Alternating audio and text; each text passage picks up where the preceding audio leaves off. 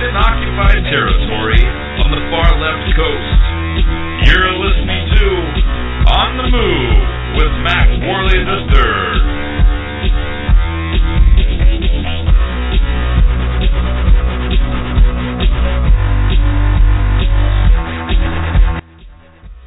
Hello, ladies and gentlemen, and members of the Mac Pack. It's great to be back with you. My name is Mac Worley III, and this is On the Move, the show that attempts to inspire you to stand up for your rights. Today, I'm really excited about today's show. There's a couple of things that kind of hit me after last episode, and I wasn't able to get to it all. And I've been thinking about it all week, and I'm really looking forward to kind of doing some deep dive analysis on this here, and hopefully some of you guys will call in and we can have a dialogue about it too. The number to the show, if you're interested, is 619-924-0986. Again, that's 619-924-0986. Or you can email the show at talk@onthemoveshow.com. Anyway, we're going to be talking about a bunch of different topics, stuff that's been in the news, stuff that's on my mind. And one thing that I really want to focus on is the extremist Muslim threat that we face today. Again, extremist threat. I don't believe that the religion as a whole is a problem. I believe that the people who wish to kill other people for not converting, that is the issue. But at the same time, when we're talking about overseas issues and things along that line, there are really no moderates that we can help, and we've covered this in great detail in the past few episodes. So what I want to talk about is the actual extremist threat that we face here at home and what we are seeing.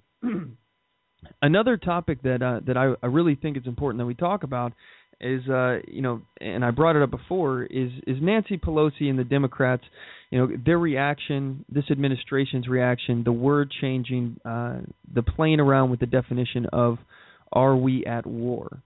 And I also have some other news in regards to gun control that I want to get some time to talk about here. If we have some time, I would like to cover that as well. So again, I want to hear from you guys. If you have anything else on your mind, feel free to give us a call. Light up the lines. The MacPack phone lines are open.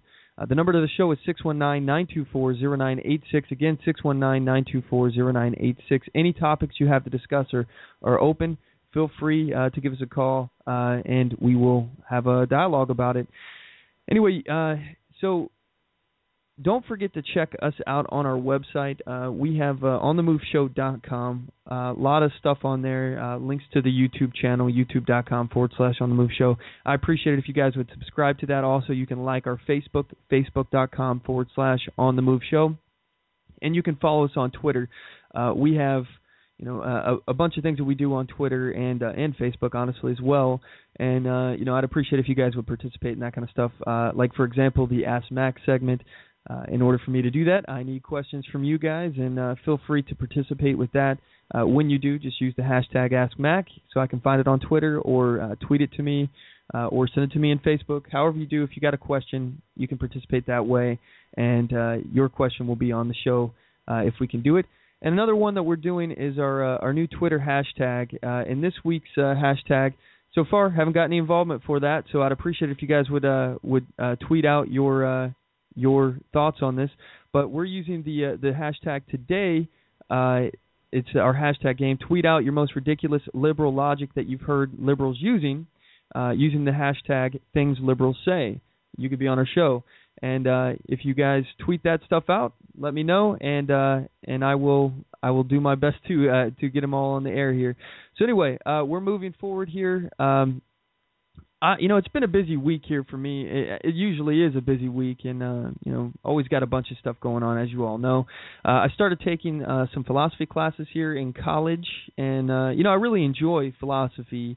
To an extent, I'm enjoying it so far, but sometimes it becomes like circular logic, and you have these conversations, and it does kind of challenge you and make you question where you stand on things. And I really like that. I like to absorb, like many of you, I like to absorb, the several different sides of the debate or of a point of view, to try to actually find out where I stand, make sure I'm making the most educated, stance on it as possible, and I know everything about the topic. So, I want to talk a little bit for a moment about one of the topics that we're learning in my class, and I think you guys might enjoy it. One of the theories that we're talking about, we're discussing ethics and morality. So something stuck with me, and one of these theories, it's referred to as the ethical ego.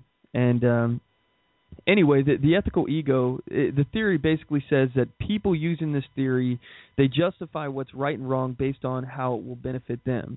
And it's basically a selfish theory in terms, because you don't really think about how your actions affect others, or at least, that's how it's portrayed.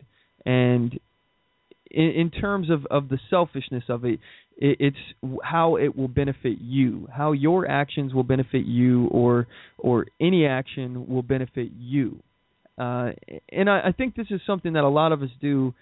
And honestly, there's a lot of times when you can say that people are using this theory of the ethical ego theory in their everyday life, and you don't even realize it.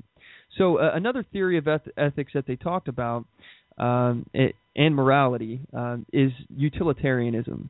All right, and it's defined basically as any course of action that will provide the most utility, which means happiness for the most people. That action should be taken. So a utilitarian will choose, for the common good of all rather than for the common good of themselves.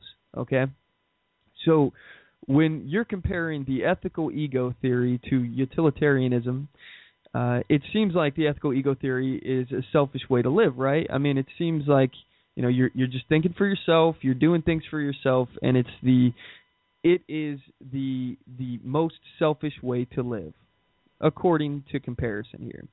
But in my opinion, I actually prefer the ethical ego theory over utilitarianism, and it's not because I'm selfish, and it's not because I don't think about others.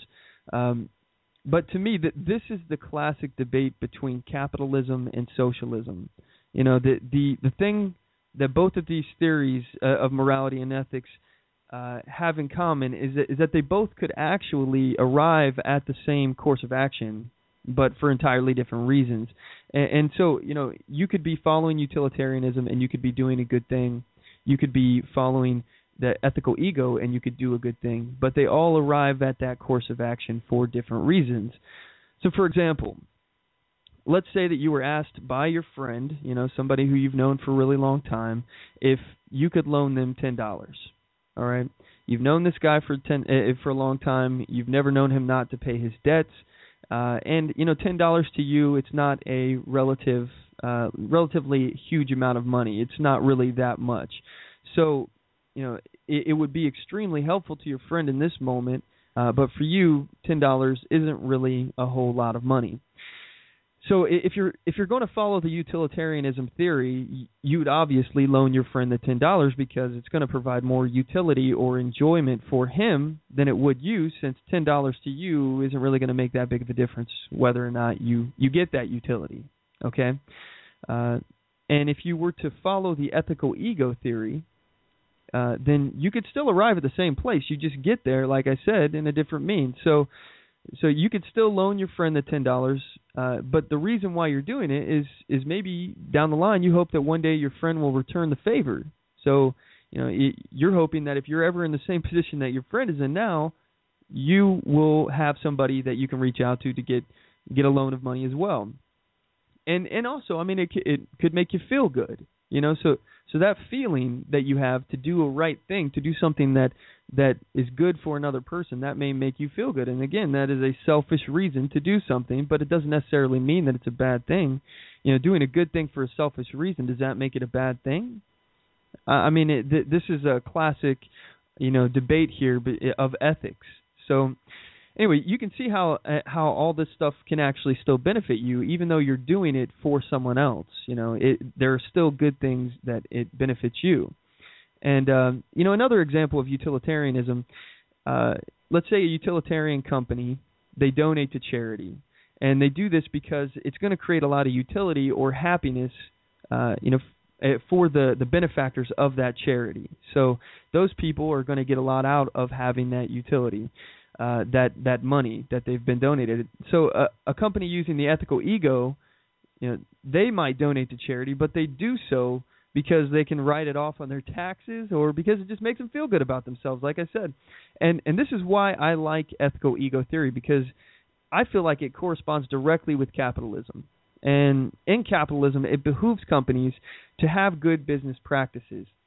Not because it's the right thing to do, although that's a good thing. It's good to do the right thing. But because if you go around burning bridges, it's going to cause problems for you down the line. All right? So, other companies and customers, they may actually refuse to do business with you because you're a shady businessman. You've screwed them over in the past somehow, and now they don't want to do business with you. And, as you can imagine, as a business owner, boycotts and supply problems is not a good thing for business. So you want to have as smooth a business model as possible. And one of those ways is to have good business practices. So, and they do this stuff not because, that they are doing it out of the kindness of their heart. A chemical company doesn't pollute into a river or a lake because they think it's horrible to do that to the environment. I mean, some people may, but they do it because they want to stay in business. They don't want to be shut down by the federal government. There are consequences, and then on top of which, let's say there were no government regulations. The people of that community may get really upset and basically protest and lobby and try to put this company out of business. I mean, there are a lot of different things that people have to look at. So, good business practices, it happens for really selfish reasons, and it's still a good thing. Just because it's a selfish reason, it's a self-centered reason, that doesn't necessarily mean it's a bad thing. For example, a utilitarian, they might see more utility or happiness that created when they give away goods for free. However, they can't afford to stay in business unless they make some kind of profit. So then they have to weigh this measurement here of how they can provide more utility for their employees or the community as far as economic good, rather than giving away stuff for free and then eventually going out of business. Maybe they can give some stuff away for free, but they can't do it all the time because it would cause problems for them, and they have to make a profit. So they have to take these things into account. And even in the utilitarian mindset, you're still thinking for yourself. You're still thinking about something. If you stop doing that, you actually end up hurting yourself and maybe end up hurting the utility that you can create. Anyway, I know this is some of this is kind of dry, but I'm interested in the philosophy of it, and I like to link it to capitalism as well. And even something as simple as your religious beliefs. Okay, when you think about religious guidelines that you follow, you may be doing these for selfish reasons as well. You may be doing things in order to please your God, which you'll be rewarded with eternal life. That's what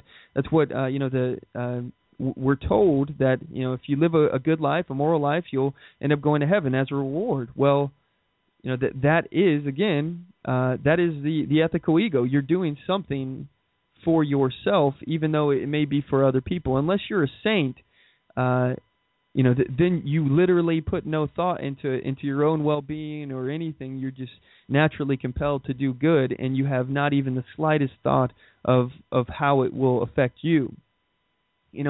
One thing in terms of capitalism in this theory, there's a quote that was made famous by the movie Wall Street, and that quote is, "Greed is good."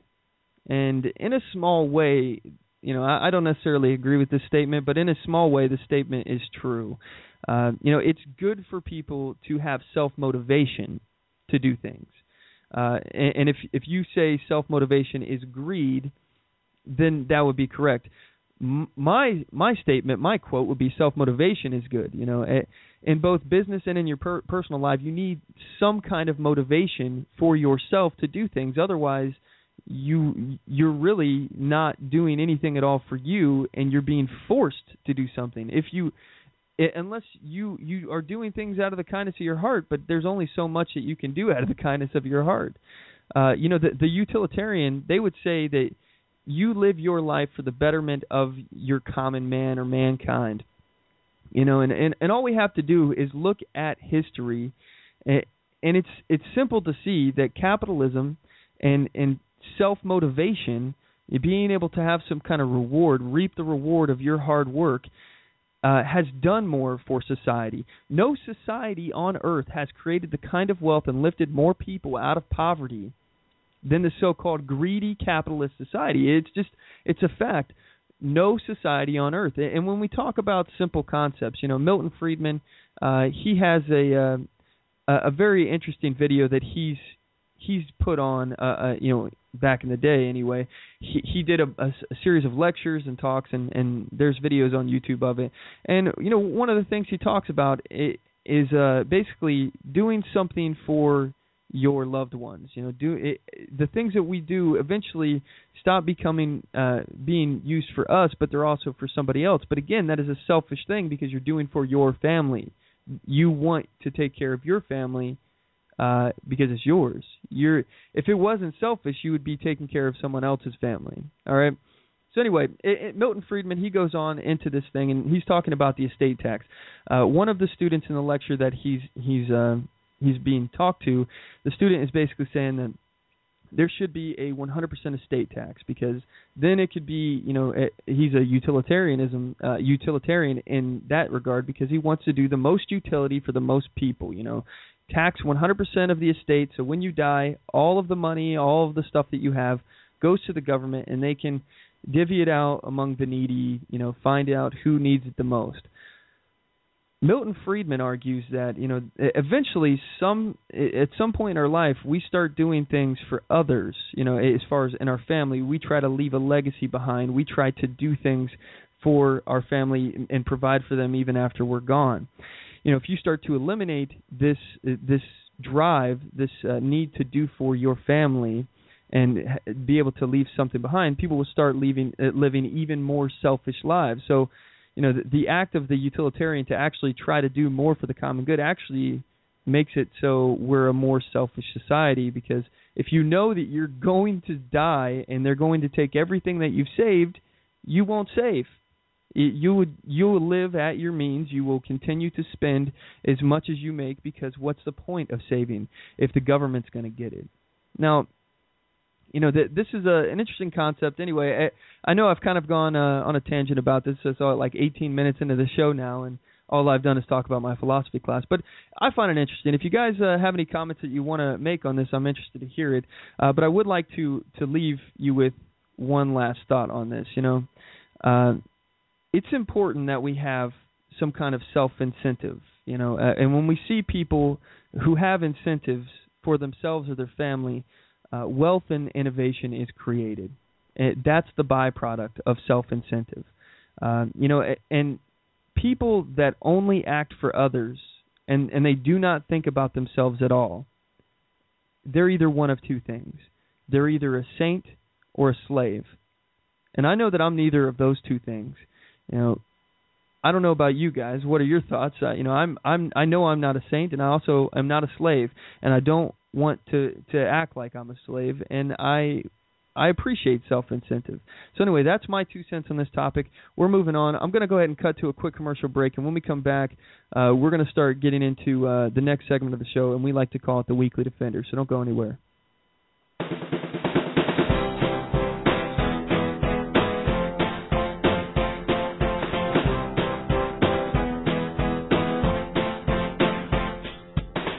Support On the Move.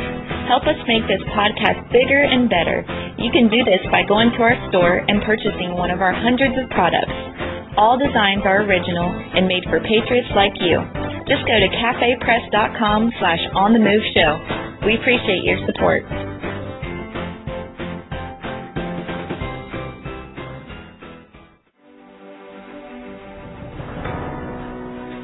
Hi, I'm Latasha Worley, and I work with candidates to creatively and effectively communicate their message to voters. I offer professional graphic design services, from yard signs to flyers, from logos to vehicle magnets. Email me today at latashaworley@gmail.com. That's LATOSHA Worley@gmail.com for a quote on items for your campaign.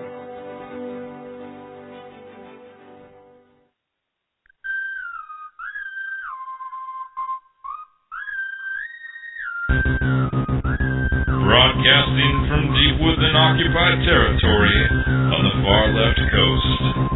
You're listening to On the Move with Mac Worley III. Stand up, speak out, and get on the move. And now your host, Mac Worley III. And we're back. All right, so when we last left, we were talking about philosophy and capitalism and basically socialism as well, self-motivating factors, all that. If you want to join today's conversation, if you have a topic on your mind, something that you'd like to discuss, give us a call. The number to the show is 619-924-0986. Again, 619-924-0986. Or you can email the show at talk@onthemoveshow.com. Anyway, at this point, we're going to go ahead and enter into the next segment of the show, and we like to refer to it as the Weekly Defender. And again, the clip's loading. And now it's time for the Weekly Defender. You have the right to defend your life, the right to defend your family, and the right to defend your freedom.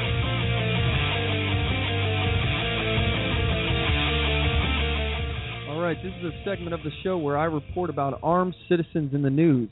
So these people have used their firearms to defend their family, their property, and or themselves. And our first Weekly Defender we found on KPRC in Houston, Texas. A man armed with a gun entered Burt's Meat Market in Houston, Texas, and demanded money from the teenage clerk on duty. When the clerk didn't produce the money fast enough, the criminal fired a shot. Store manager J.L. Nickel, who was in the nearby office, became aware of the robbery, retrieved the gun, and fired at the robber. One of Nickel's shots struck the thief, prompting him to flee. And this was on the 20th of this month, September 2014. And I think it's really awesome that these places have people who are armed and able to defend themselves. I like any kind of company that is willing to allow their employees to arm themselves. In this case, the store manager, J.L. Nickel, he was the one that was armed. And I'm assuming that it was a company policy to allow the manager to be armed, or at least the employees. I don't know if it was specific. If only one person was allowed, the article doesn't really specify. But I think it's great. For me, you have the right to defend yourself. You have that right. But then when you start talking about entering into private property, and your rights may you start having conflict with their property rights if they don't want you to have that. It really, to me, is upsetting when an employer will not allow the employees to defend themselves. You make them an easy target. I understand the liability and all that.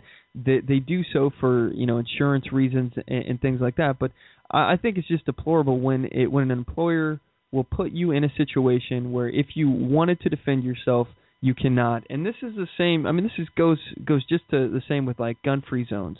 When you enter into an area that's a gun-free zone, especially like the post office or, for example, a military installation, which you're not allowed to have a firearm on you. They have created a situation where it is actually less safe. And first of all, let's be clear about gun-free zones and signs and things like that. And I know I'm kind of going off into the weeds, but really I think it needs to be said that the people that listen to gun-free zone signs are not the people that you need to worry about. The people that you need to worry about are the people that would have ignored that sign anyway. So in turn, what does that sign actually do? Did it keep anyone safer? Did it prevent any kind of violence? The answer is no. The sign did nothing. The only thing the sign did is take the guns out of the people that had respect for you and your sign or your law, i.e. the law-abiding citizens. And by definition, law-abiding citizens obey the law, which means they aren't the problem. They're not the people that you have to disarm. And in fact, it would behoove you to make sure that those people are armed, because then they will have the ability to protect themselves, number one, and number two, stop the crime from happening. You don't have these situations where these criminals enter into these gun-free zones and start targeting people who are soft targets. You know, these people that do these kind of mass shootings or these heinous acts of violence, these people are cowards. They are straight up cowards. And we can see as evidence when we look at what happened in the Clackamas Town Center mall shooting, okay? This is something that has not been covered very much. I've talked about it before, but the mainstream media seems to gloss over it. You all may be familiar with this. It happened in Oregon, the Clackamas Town Center shooting.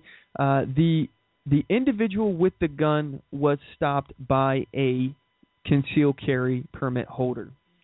He didn't even fire the gun at the guy.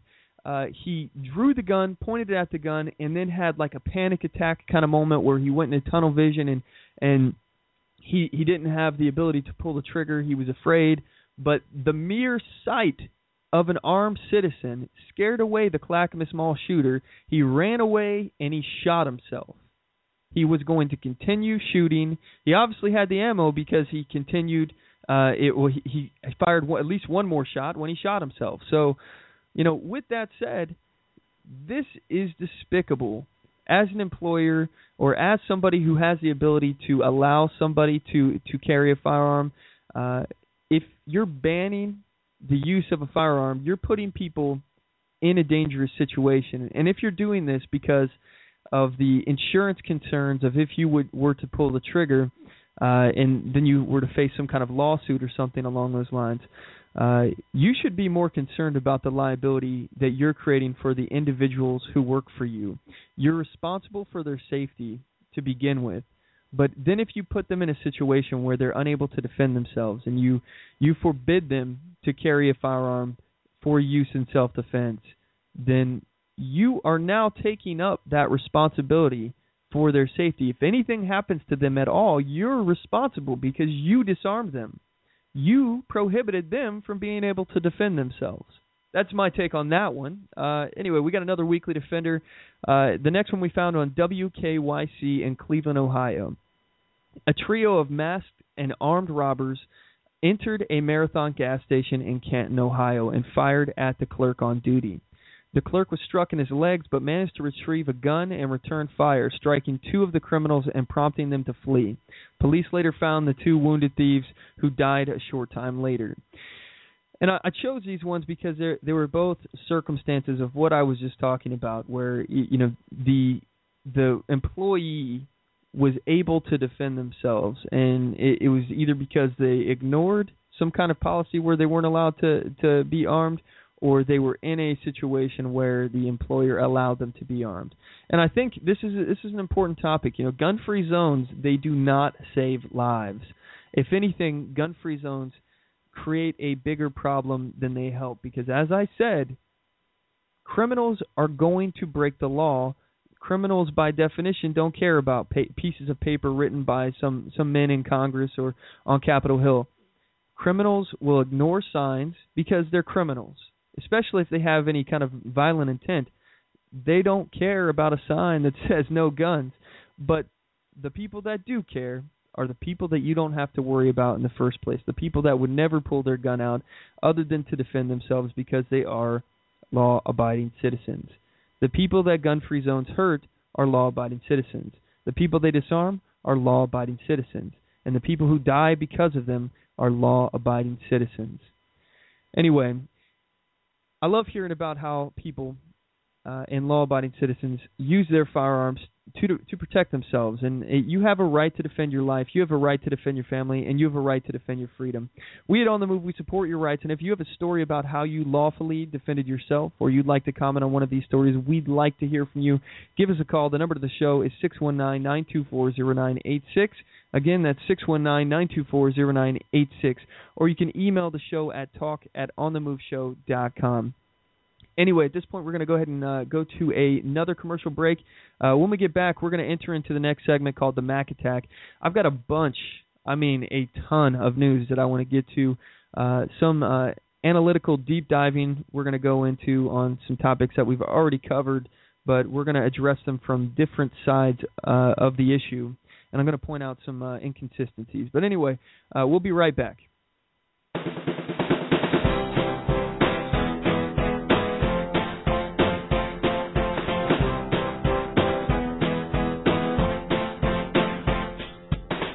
Support On the Move.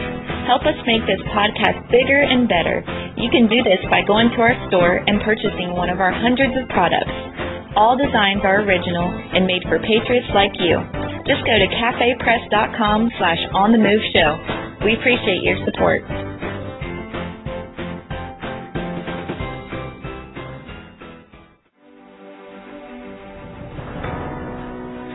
Hi, I'm Latasha Worley, and I work with candidates to creatively and effectively communicate their message to voters.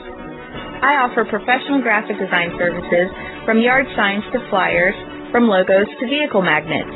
Email me today at latashaworley@gmail.com. That's LAGOSHA Worley@gmail.com for a quote on items for your campaign.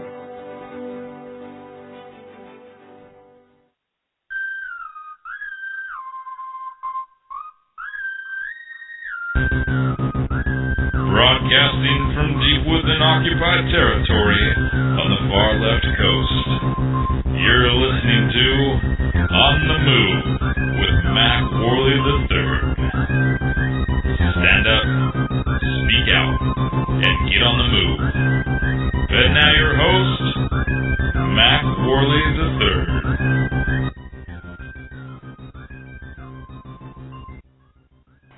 All right, we're back. When we last left, we did the armed citizen style segment that we like to call the Weekly Defender. And anyway, if you want to join today's conversation, the number to the show is 619-924-0986, 619-924-0986. I'm happy to have a dialogue with you. I would much rather have a conversation with you guys than for me to have a monologue. I think it's a much more effective means of communication. Feel free to give us a call. I'm happy to have you address whatever topics you have on your mind. If not, we're just going to cover what I have prepared here for us, and I think you guys are going to be interested in my take on some of these things. So I want to recap what we did last week, some of the topics that we talked about, but just come at them from a different angle, something that's going to shed a little bit more light. So anyway, we're entering into the next segment. We like to call it the Mac Attack.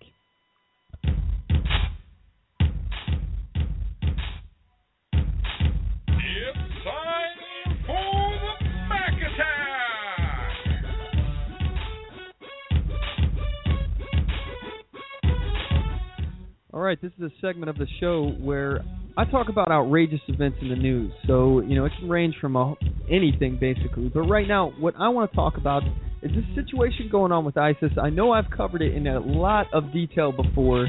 We're not going to really cover some of the same things that we've talked about. We're going to look at it from a different angle. Okay, so I played you guys a clip last week of how we have the administration flip-flopping back and forth between, whether or not we're at war with ISIS. So, and I talked about the definition of war. War is defined as a conflict carried on by force of arms, as between nations, or between parties within a nation. Warfare as by land, sea, or air.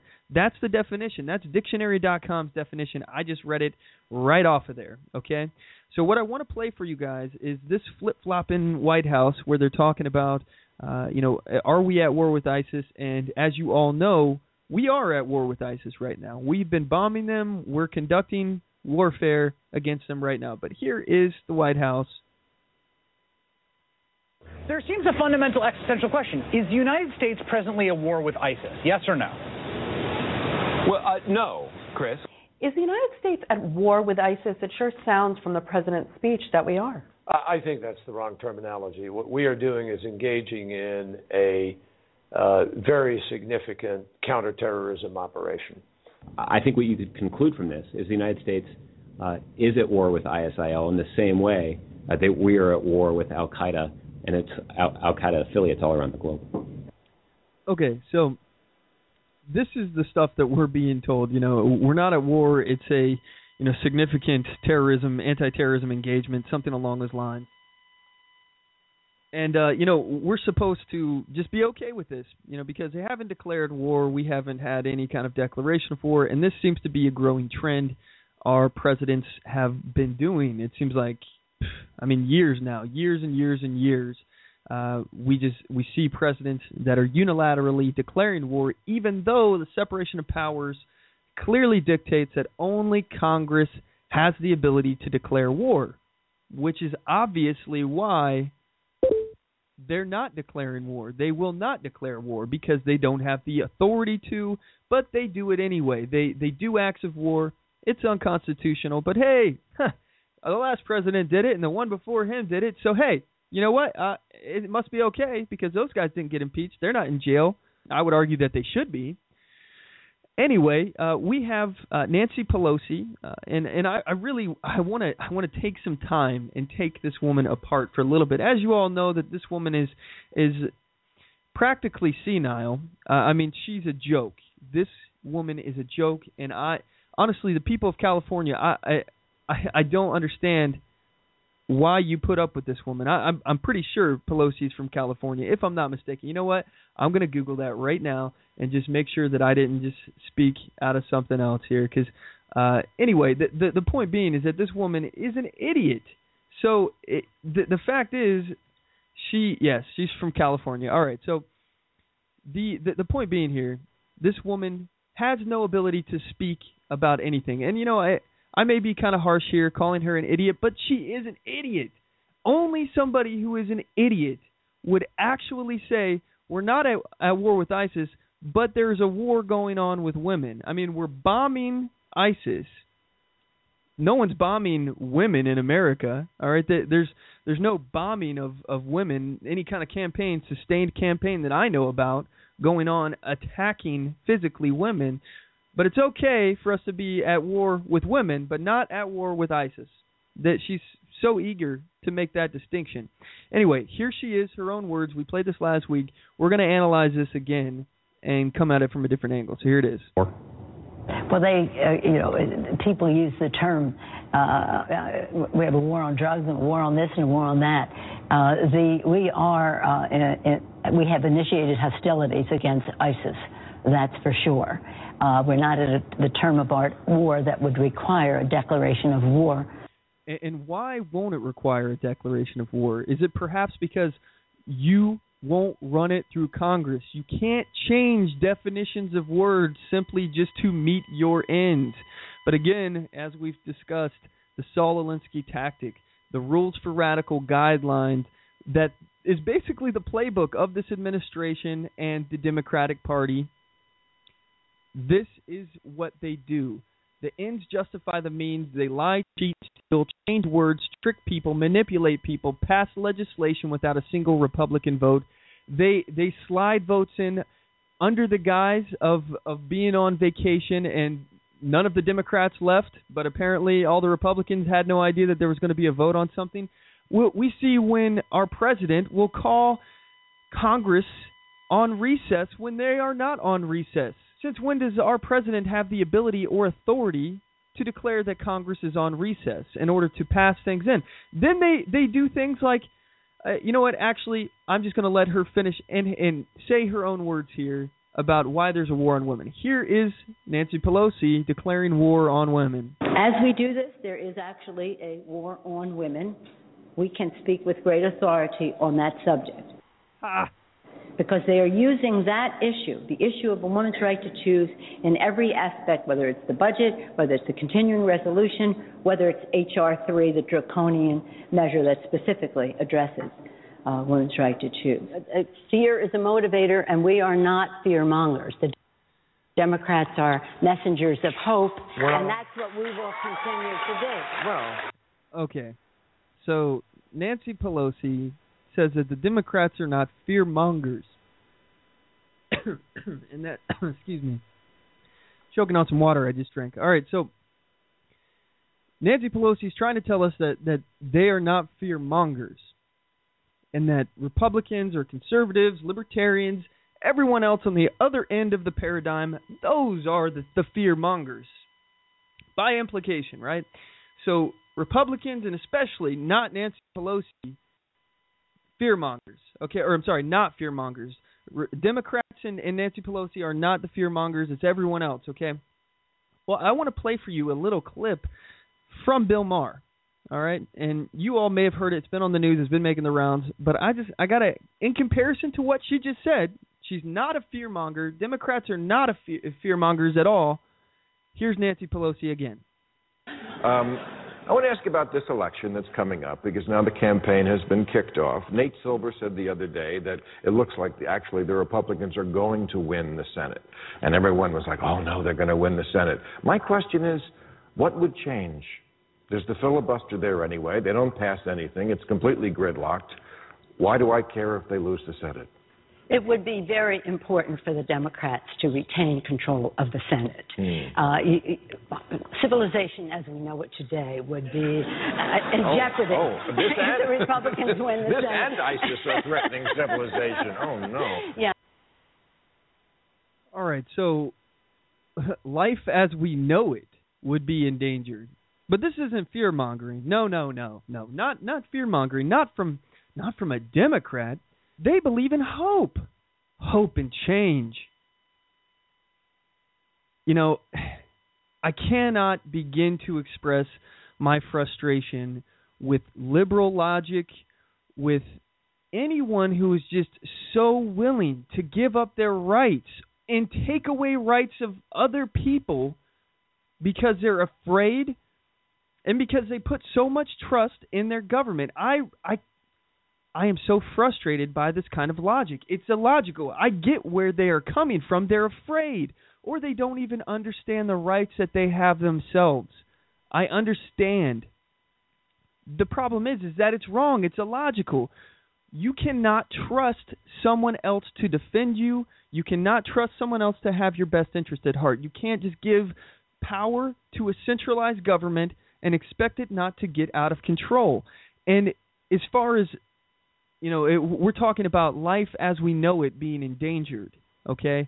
This is her words. This is Nancy Pelosi, a Democrat, saying that she's not a fearmonger, but apparently life as we know it, if the Republicans take office, can change. Suddenly, up will be down, black will be white, everything will be upside down, and we will be, on the verge of tyranny, according to this woman, all right? And most of this stems from the pro-choice argument, and I'm not going to get into that debate right now, but really, is that the difference between a free society and a society that's facing tyranny? The right to choose, all right? The right to have an abortion. As Nancy Pelosi would have you believe, it's some kind of ritual that is so sacred that if you touch it, you have just committed the biggest act of tyranny. Even though she's a Catholic and it goes against her doctrine, okay, her religious doctrine of that, it goes directly against Catholicism. Anyway, I digress. We're not talking about that right now, but that's what she's referring to, draconian laws, the right to choose, things along those lines. I've got something else that I'm a little bit more concerned about than this right to choose. All right, there's a lot more going on, and there's a lot more at stake here than the right to choose. Honestly, I could give a crap about the right to choose compared to some of these other things, and I know some of you may be upset about that, but think about this, okay? I will tell you what will endanger life as we know it. All right? If the Democrats win Congress, and if they win the White House in 2016, our way of life could possibly change forever. The Democrats, they've already shown their desire to change our way of life, and they've actually done it. They've actually bypassed Congress several times, and through Obama, Obama has bypassed Congress, and they have changed our way of life by passing Obamacare, which I have to point out. They did so without a single Republican vote. Our president, Barack Hussein Obama, has created a very disturbing trend. And I just have to point out, he's become our first legislative president. The Affordable Health Care Act was passed by Congress, and we're told that it's the law of the land. However, since it was passed, Obama has changed it unilaterally 42 times. I will say that again because I need to make sure that it has the effect. Our president, who is in charge of the executive branch, whose job is to enforce laws of the land created and passed by Congress, has changed a law 42 times. Just one law, 42 times. And I'm not even talking about decision to not enforce immigration laws, his decision to not enforce marijuana laws, which I actually agree with the marijuana law. I do not believe that marijuana should be illegal. I agree that those laws should not be enforced. However, I don't think that this president can do it the way he's doing it, and I will tell you why. We'll get back to the other stuff here in a second, but I want to talk about the marijuana law, okay? He's decided not to enforce it. It's federally illegal, all right? His job is to uphold the laws. He's supposed to enforce the laws. That is what he's sworn in to do. Anytime that you do not uphold the law as the president, you just choose not to enforce a law, you can selectively enforce standards. You know, and by the way, one of my favorite quotes is, "I know of no more ruinous path than the selective enforcement of standards." That's General W.L. Creech, or L.W. Creech, I can't remember. But it's true. If you are going to have a standard, it has to be across the board. If you selectively enforce which ones and how you're going to enforce it, who you're going to enforce it against, that is a ruinous path. We are putting ourselves on a ruinous path. Even if you disagree with the marijuana laws, even if you think that victimless crimes, like myself, victimless crimes should not be a crime at all, all right? I do not believe that the government should have any choice in what we put into our body. The fact of the matter is, this is not a decision that the president can make, at least not on the grounds that he's making it. I have yet to hear the constitutional argument from this president. If he said it was an unconstitutional law, if he said that he wasn't going to enforce it for that reason, that would at least hold some weight. But he's just choosing not to enforce it because he thinks it's a stupid law, or because there's a lot of he's not really sure of what's going to happen, and also it makes him look good to his base because he's the cool president that isn't enforcing marijuana laws. However, the law is still on the books, and he can choose to enforce it on whoever he has an opportunity to. Now, let's talk about as far as like targeting and whatnot. You know, do you think that if he had an opportunity to prosecute, I don't know, Ted Cruz for the possession of marijuana, do you think that he would abstain from prosecuting Ted Cruz?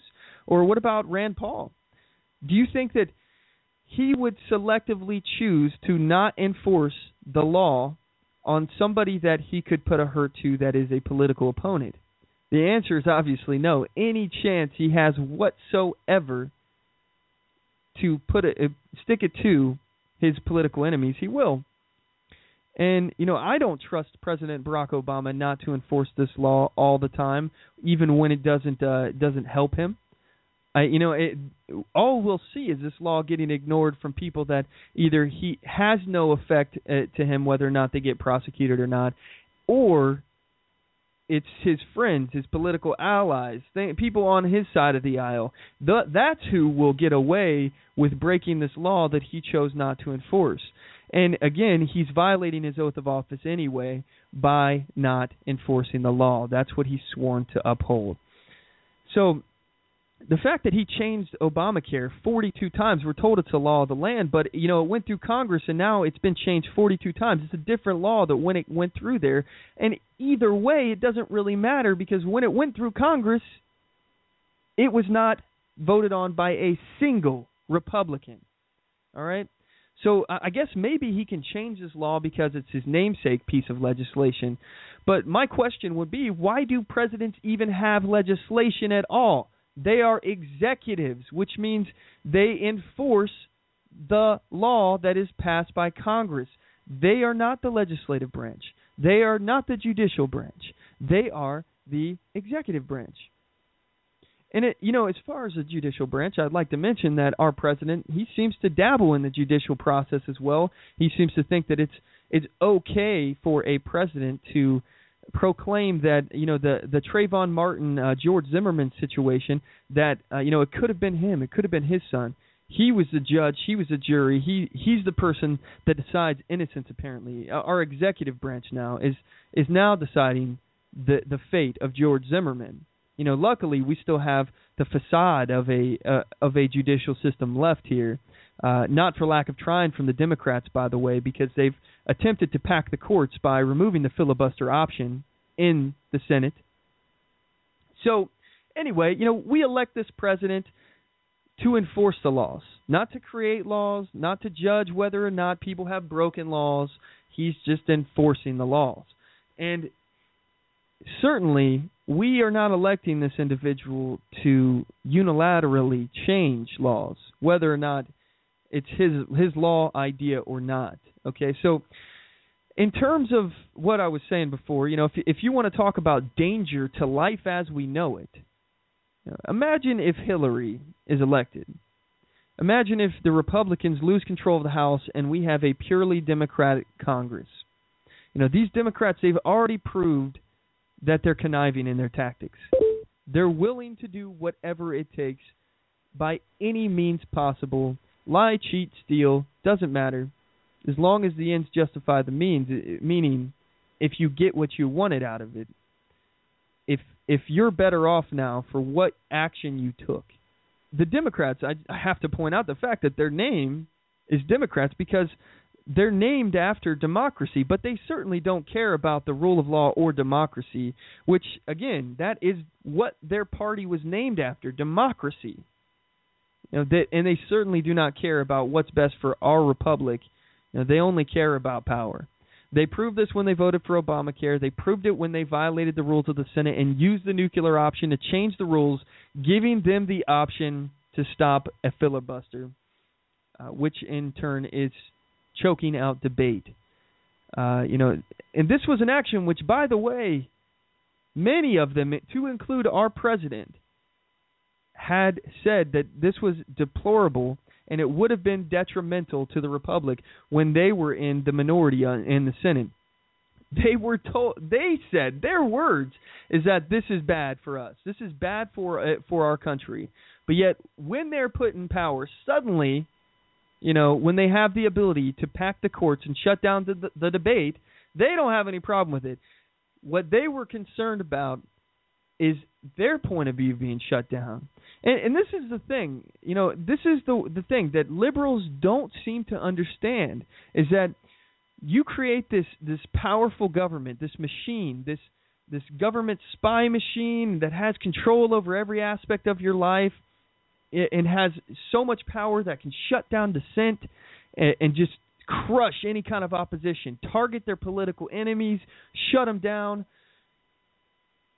You're creating a system that if you lose control over it, your political enemies will then have power of this system. This system is a bad thing for everyone except for the people in charge. But eventually it could become a bad thing for everything. What the liberals nowadays are counting on is that they will not have to worry about losing control over this system. So with Hillary, let's imagine Hillary, she wins 2016, she gets into office. Let's assume that she's in there for 8 years, and she has an unobstructed Congress there, and she's able to get anything she wants through, any kind of agenda she wants. What kind of damage can she do? And my thoughts on this whole thing is that they're trying to create a one-party system, make it impossible for anybody but a Democrat to get into office, and we are so close to being there. First of all, just imagine the entitlements that we have right now. All right, many people in our country are on food stamps. Many people are on welfare. Many people are on unemployment. Many people are getting subsidies from Obamacare. All right, and all of these people are in some way dependent on the government. They are reliant on the government. When you become dependent on somebody, you become their slave. In fact, you become basically proletarian. You're the working class, but you're not working for yourself. You're working for them. You become nothing more than practically cattle. And here's the thing, they have created the problem. The Democrats, the socialists, the welfarists, the people, the utilitarians, as we were talking about, the common good people, the people that say that we should be doing more for the common good, they have, in fact, done more to hurt the people that they claim that they're trying to help in the first place. Point in fact, let's talk about unemployment. Unemployment it can be a good thing as a short-term solution, especially considering that you have paid into a program. Granted, you don't pay nearly into it as much as what you receive in benefit, but still, you pay into it in terms. I don't have any problem with that. And it even lasts for, 6.5 months, roughly, something like that. Okay, well, statistics have proven that people are more likely to find a job immediately after their unemployment benefits have ended. I wonder why. Because it's easier to sit around on unemployment. That's just a fact. It is easier to be on unemployment, and I'm not judging people for that.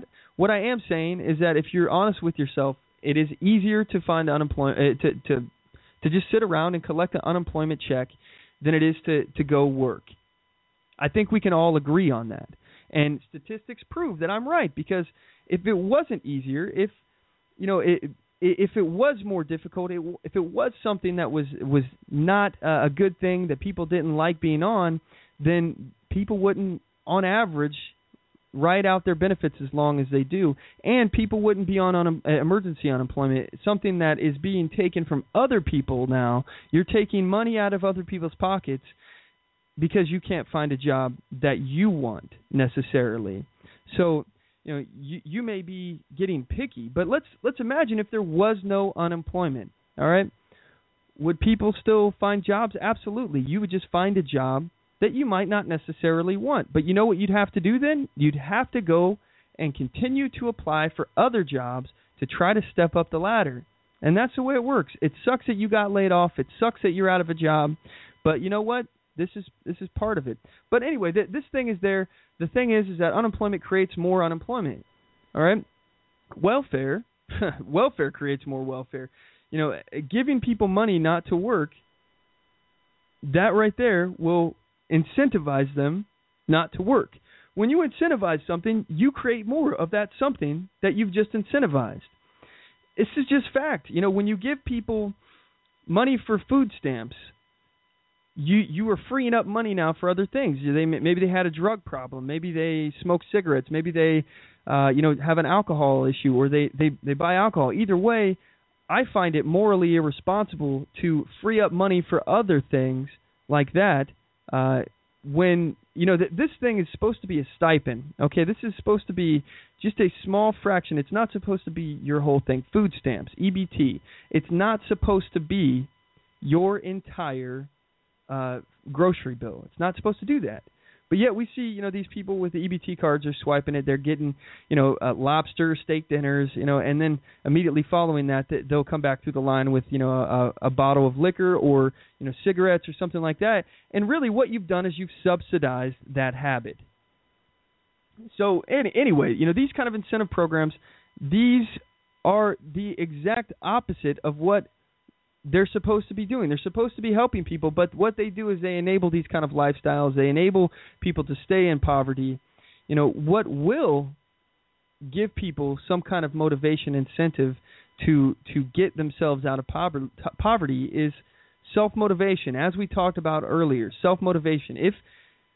If you're tired of eating ramen all the time, if you're tired of living in poor quality housing, if you're tired of never having money, if you're tired of living in poverty, the only thing that can get you out of poverty is self-motivation. Nobody's going to come around and give you a way out. I mean, maybe that would happen if we're talking about, Orphan Annie or something. But, not all of us are lucky enough to have a Daddy Warbucks in our life. That's just the fact. You have to have self-motivation to get out. And when the government gives you stuff, it takes away that self-motivation. And now they're putting the responsibility on someone else to take care of you. Anyway, here's the thing, though, about this system that they've created as far as the Democrats are concerned. It's pervasive. It each problem begets itself and actually causes more damage than what it was supposed to solve. So we have another 8 years of Hillary in office, more people on welfare, more people on food stamps, more illegal immigrants here, more people on the teat of the government. What that does is creates a class of dependency who are basically guaranteeing that they will vote for the Democrats. Because if you're reliant on these things, these government subsidies, these programs, you are a guaranteed vote for Democrats. Anyway, we're going to talk more about what some of the damage these Democrats can do if they were to take total control in 2016 and in the upcoming congressional election. Don't go anywhere. We'll be right back.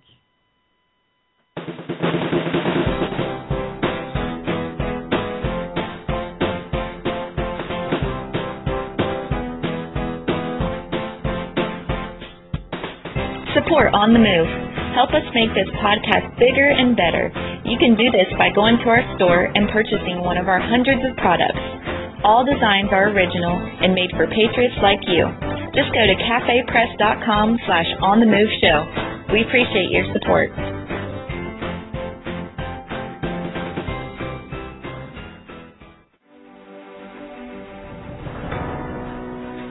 Hi, I'm Latasha Worley, and I work with candidates to creatively and effectively communicate their message to voters. I offer professional graphic design services from yard signs to flyers, from logos to vehicle magnets. Email me today at latashaworley@gmail.com. That's LAGOSHA Worley@gmail.com for a quote on items for your campaign.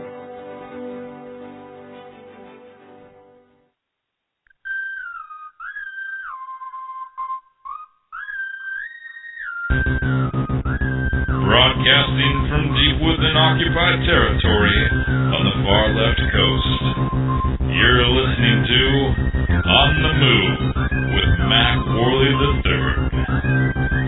Stand up, speak out, and get on the move. And now your host, Mac Worley III.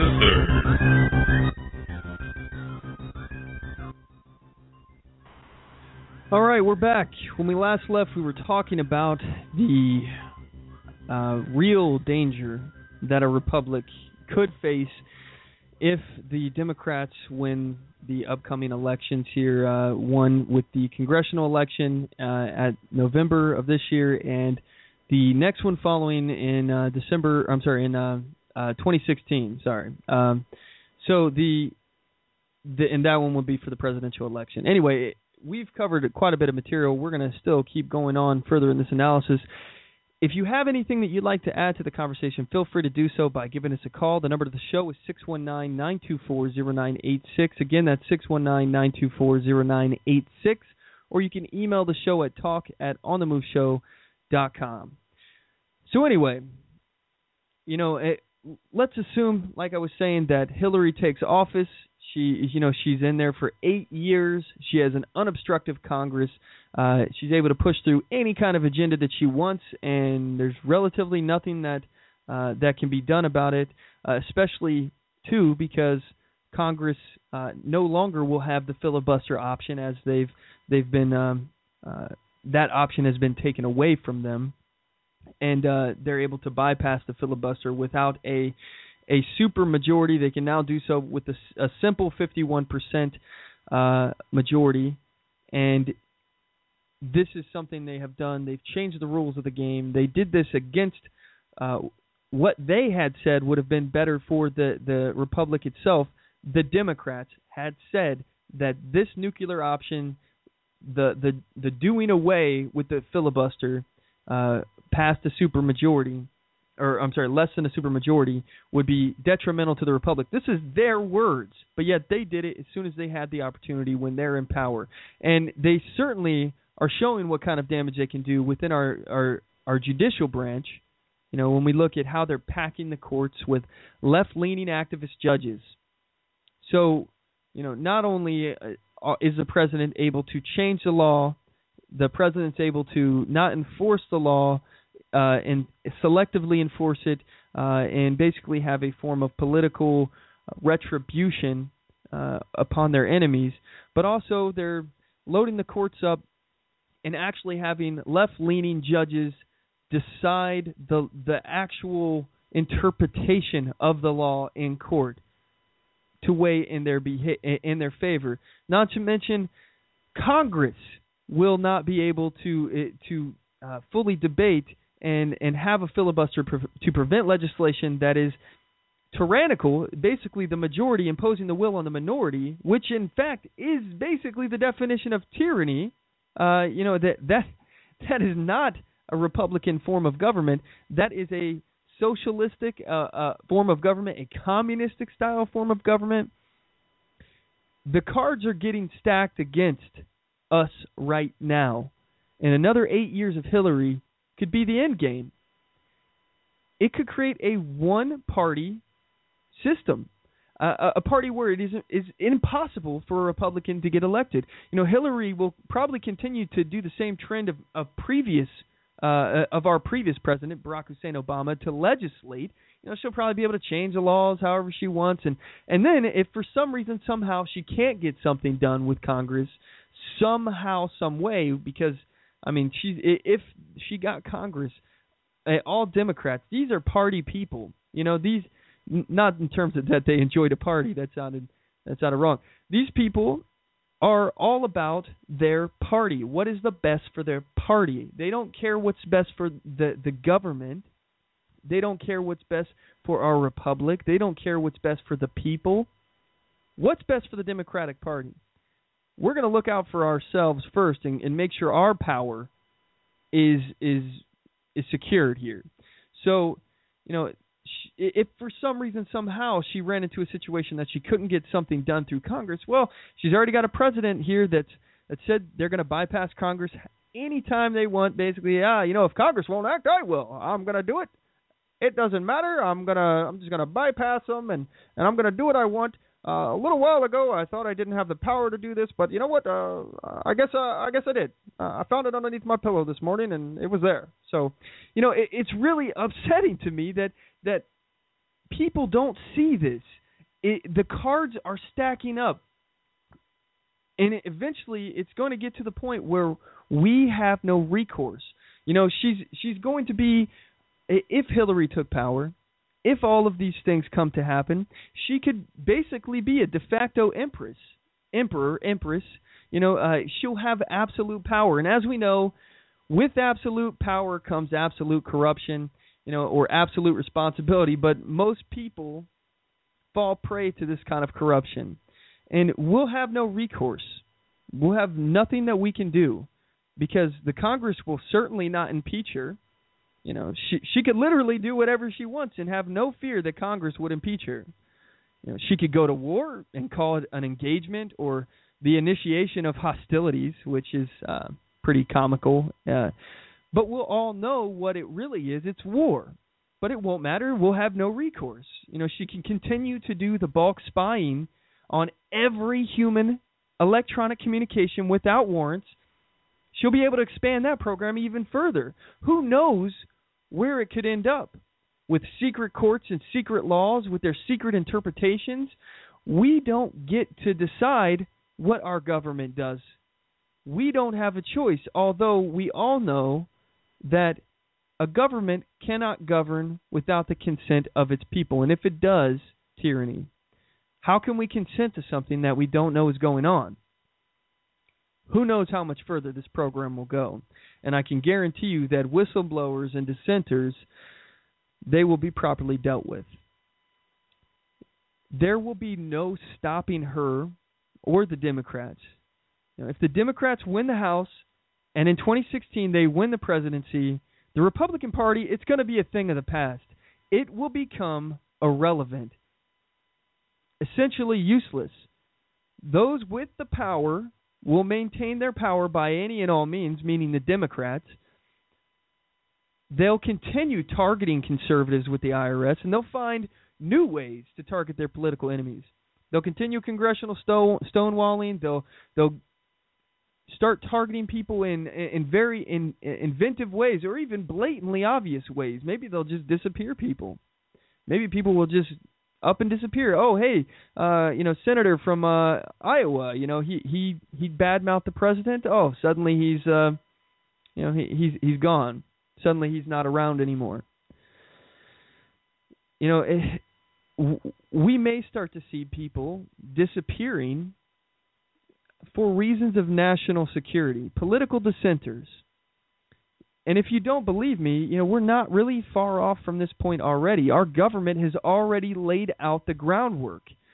The National Defense Authorization Act, it gives them the ability to indefinitely detain American citizens simply for being suspected of terrorism. I have to say this again. For being suspected of terrorism. Whatever happened to innocent until proven guilty? That seems to be a concept that I grew up knowing, we have this innocence until they prove that you're guilty. They have to prove beyond a shadow of a doubt that you are guilty before you can be punished. Because we have a fair and just legal system. That's what we were all brought up thinking, that we have this fair and just legal system, the best legal system in the world. It may not be perfect, but you know what? We try. We try to be good. We try to do the right thing. We try to make sure that the people in jail, the people behind bars, deserve it. Because we put them in there when we knew beyond a shadow of a doubt that they were guilty. That's what we're based on. But this concept of innocent until proven guilty, it's gone. It is gone. It doesn't exist anymore. The National Defense Authorization Act allows them to literally, and I'm not making this up, people, they can assassinate American citizens who are just suspected of terrorism. Who defines suspected of terrorism? Who defines this? All it takes for somebody to be suspected of something is to say, hey, I think that person did that. Or I think this person is a terrorist would be a sufficient evidence to suspect somebody of terrorism. So think about this. The government can disappear you indefinitely. You get no trial. If you do, it's in a secret court under the guise of national security. You can be indefinitely detained or assassinated simply because somebody said, I think this person is a terrorist. Does that seem like the American way to you? Does that seem like American exceptionalism to you? Does that seem like we are actually holding true to the founding principles of this country? That, a centralized power on an island far away from its people cannot rule a continent far away. This is the foundation, the belief of why we started this to begin with. So, additionally, individualism. What's more important, individual rights or collective rights? We founded this country on the presumption that individual rights were the most important. As long as you're not hurting anyone else, you should be entitled to do and live your life the way you see fit. But that concept is gone. It's been perverted. It's been twisted. Now it's more important of what you can get from your government, not the whole, ask not what you can do or what your government can do for you, but what your country can do for you. I've messed that up. I slaughtered it. You guys get what I'm saying, though. People always have their hands out now wondering what they can get from the government.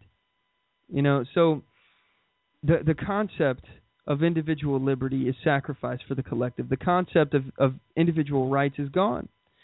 Now the government, the centralized power, they have all the control. They make all the decisions. They hold all the cards.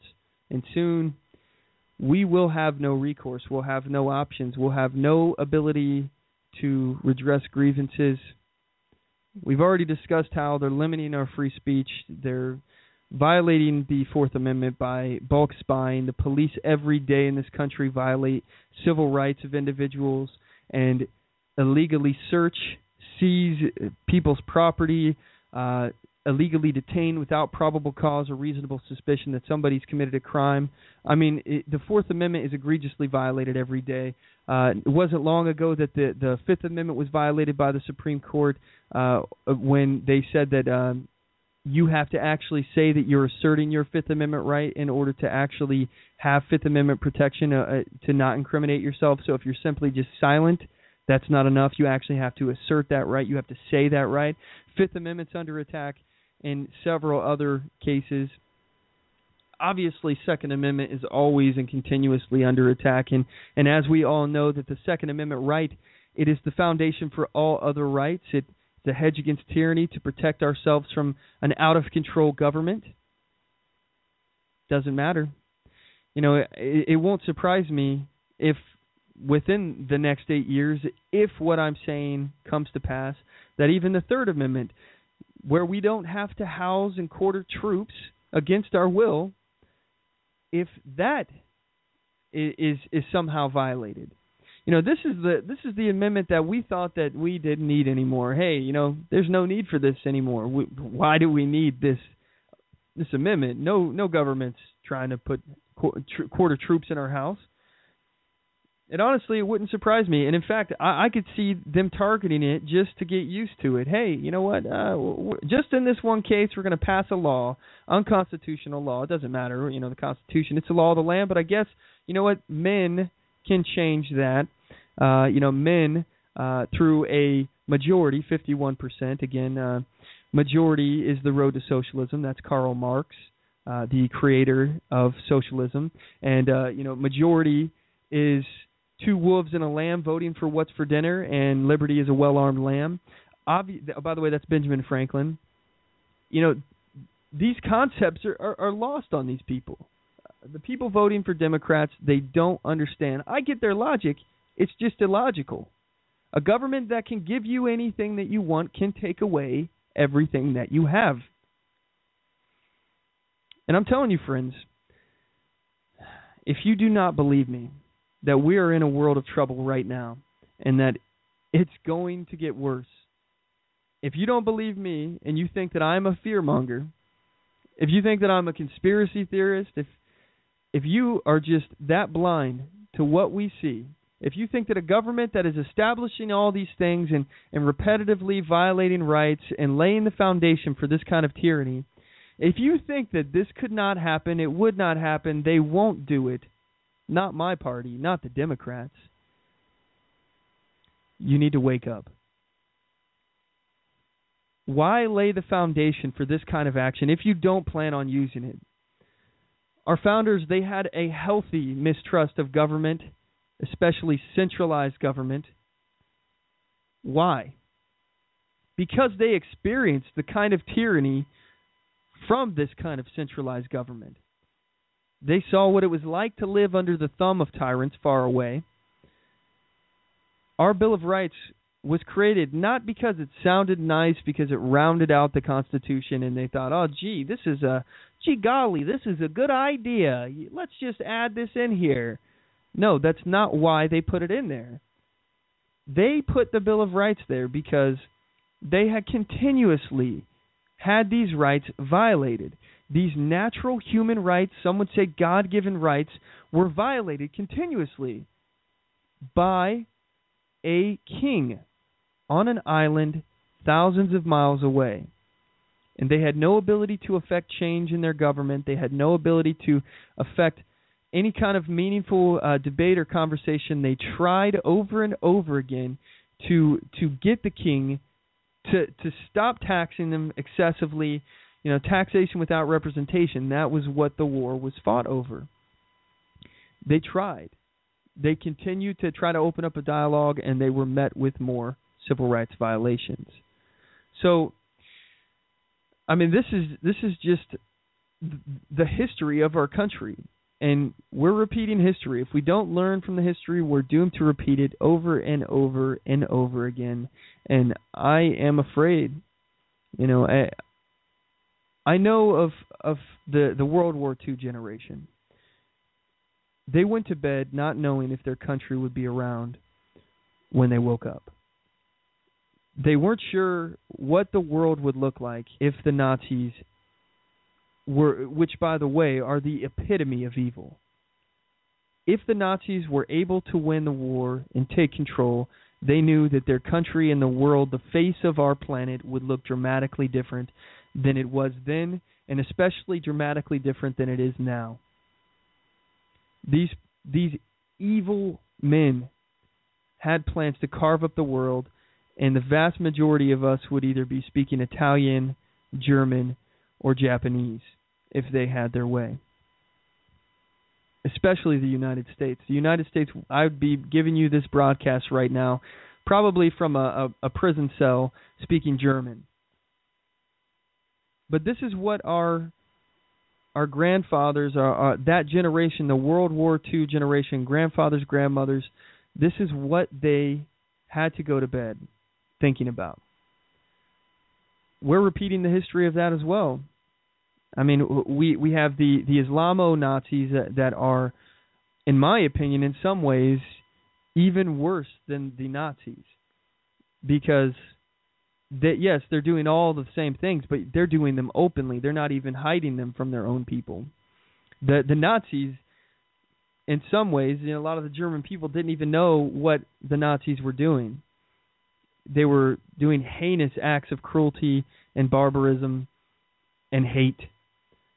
But the Islamo-Nazis are doing the same thing, and they're doing it in the open. Everyone knows where they stand.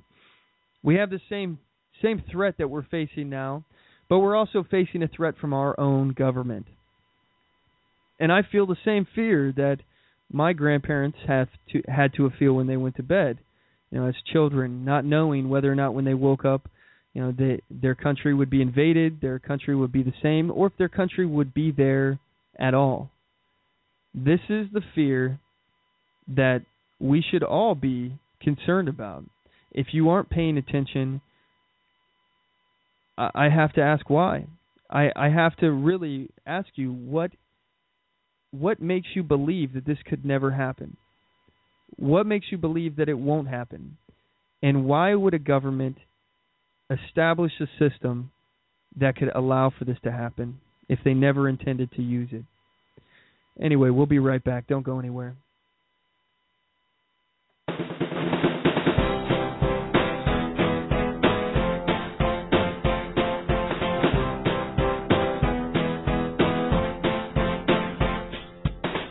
Support On the Move.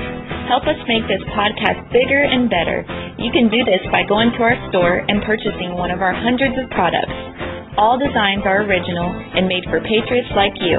Just go to cafepress.com/onthemoveshow. We appreciate your support.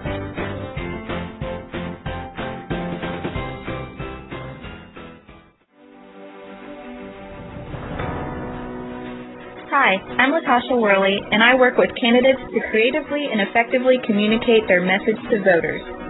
I offer professional graphic design services from yard signs to flyers, from logos to vehicle magnets.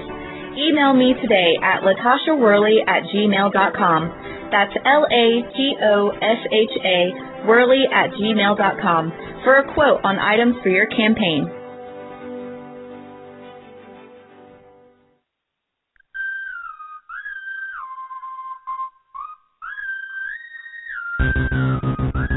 Broadcasting from deep within occupied territory on the far left coast. You're listening to On the Move with Mac Worley III. Stand up, speak out, and get on the move. And now your host, Mac Worley III. We're back.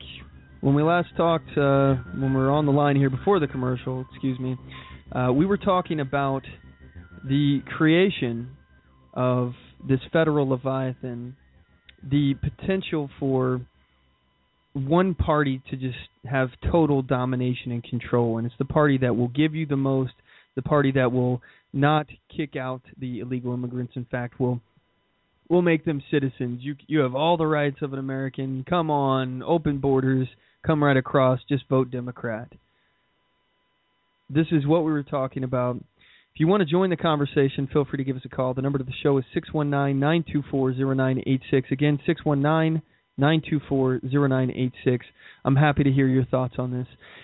Another thing that I want to talk about, and we were talking about the Islamo-Nazis.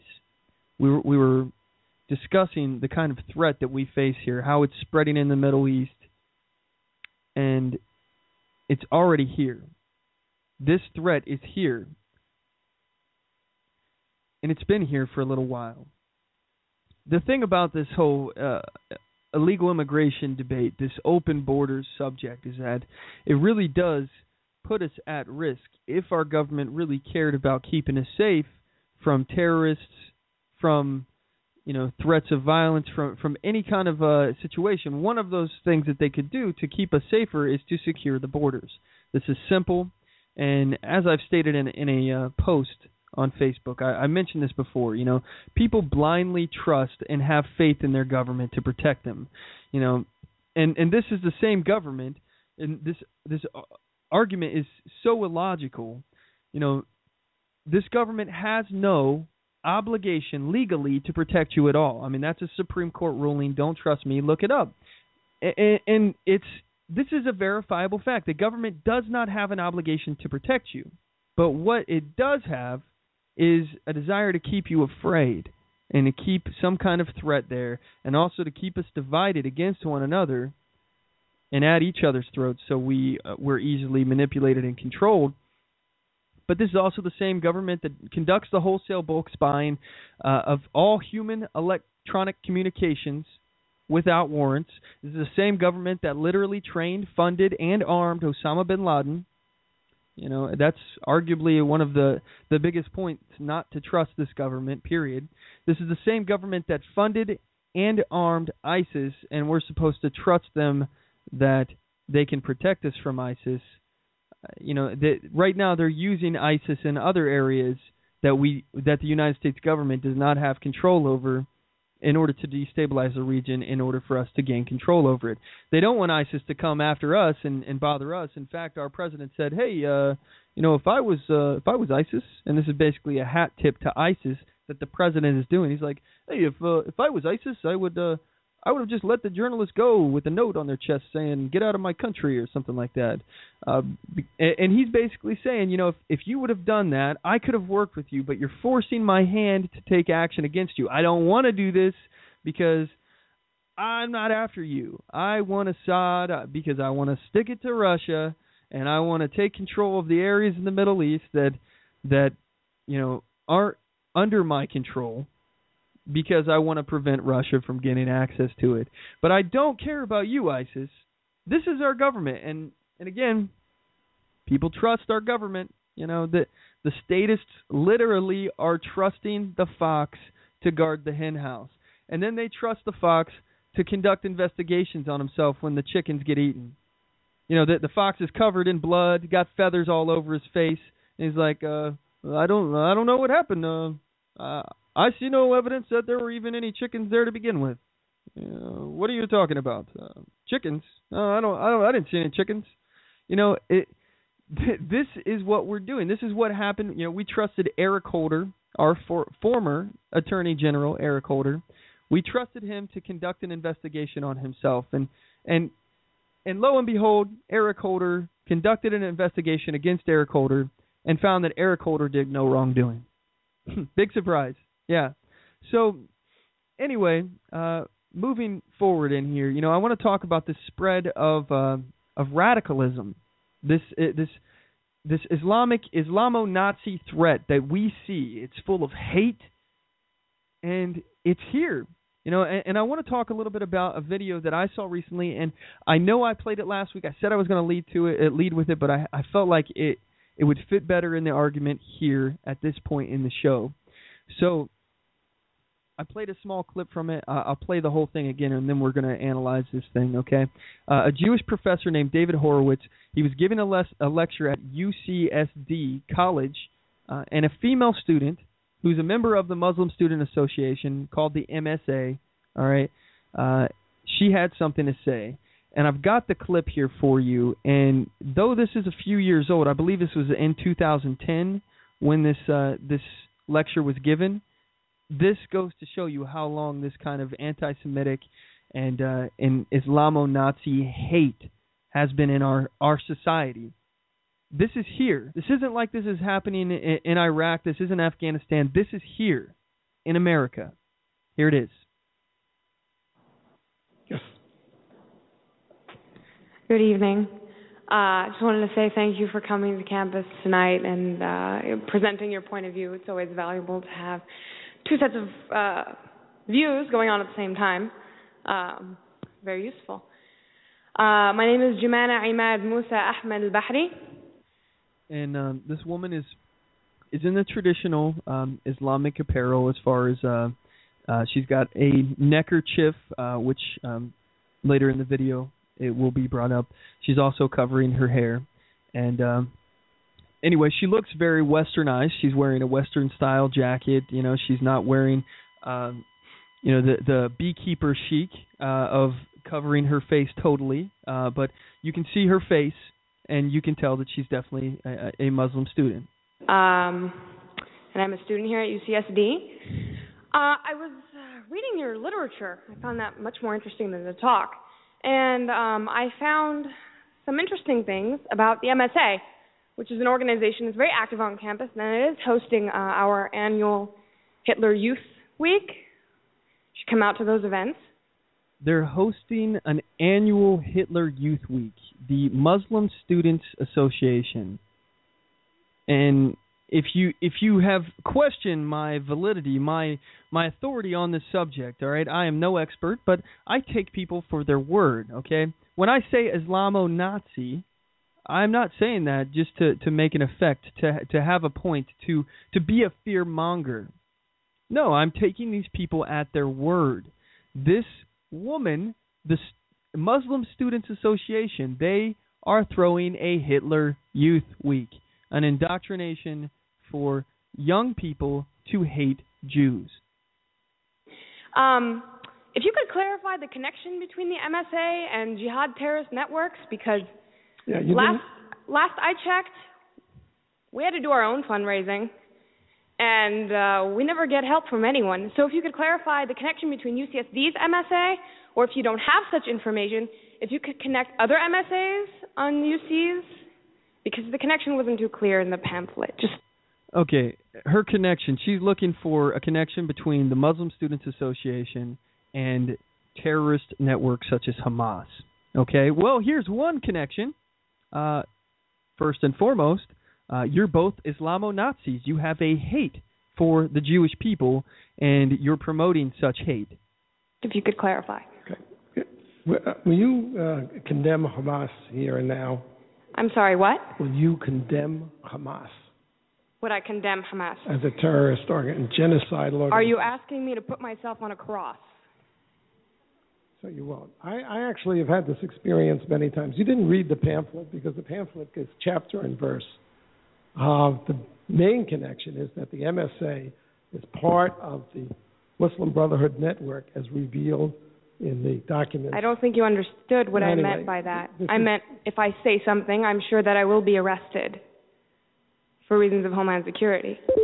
So why would you be arrested for reasons of Homeland Security if you were to say that you don't support Hamas, which is, by the way, a known terrorist organization as designated by the United States government? So why, if you were going to say that you do not support Hamas, why would Homeland Security care? Why would Homeland Security have anything at all to do with it? So if you could please just answer my question. If you condemn Hamas, Homeland Security will arrest you. If I support Hamas, because your question forces me to condemn Hamas. If I support Hamas, I look really bad. If you don't condemn Hamas, obviously you support it. Case closed. I have had this experience. I had this experience at UC Santa Barbara where there were 50 members of the Muslim Students Association sitting right in the rows there. And throughout my hour talk, I kept asking them, will you condemn Hezbollah and Hamas? And none of them would.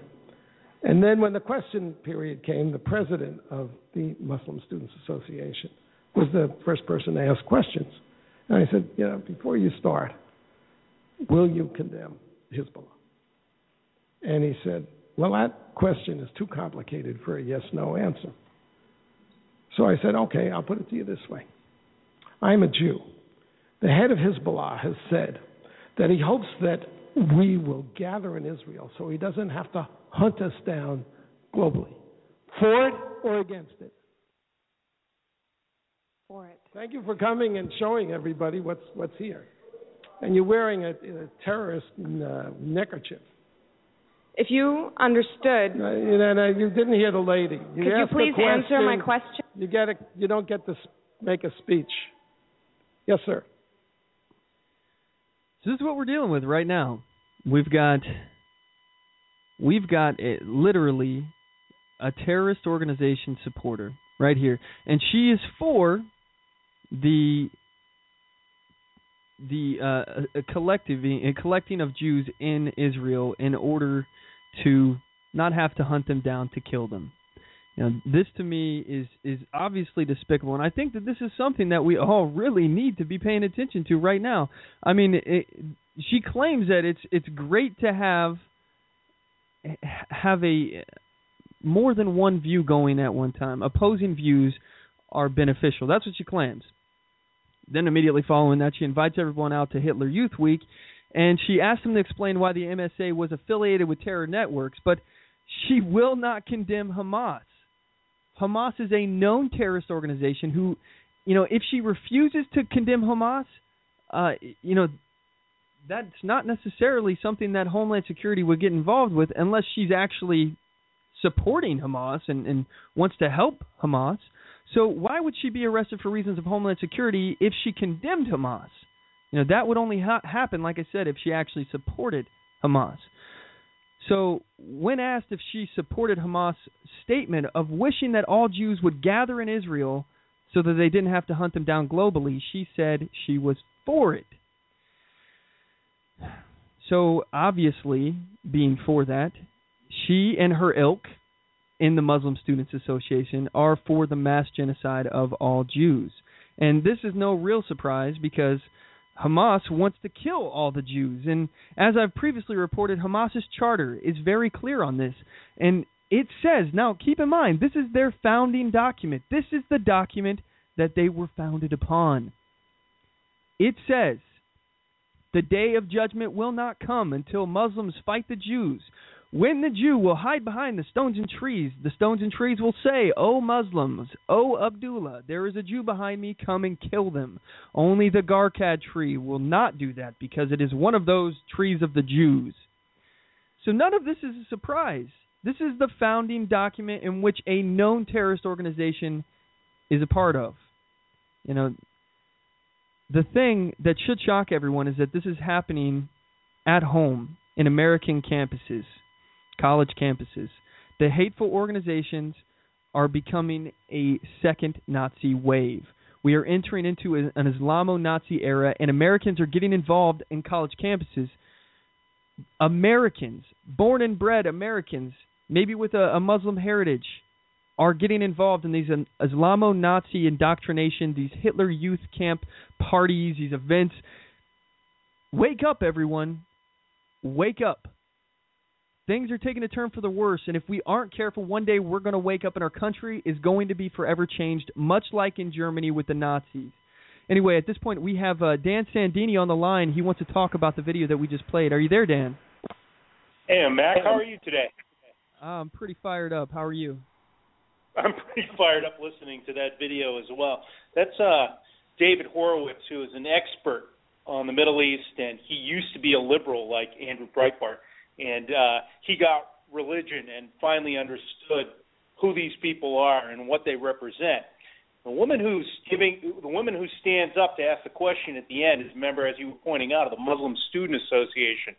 And the neckerchief that you pointed out is called a keffiyeh. I think I'm saying it correctly, a keffiyeh. And I have called out people of the same organization, Muslim Student Association, and also the International Socialist Organization on Portland State University for wearing the same scarf, and that is an emblem that supports terrorism.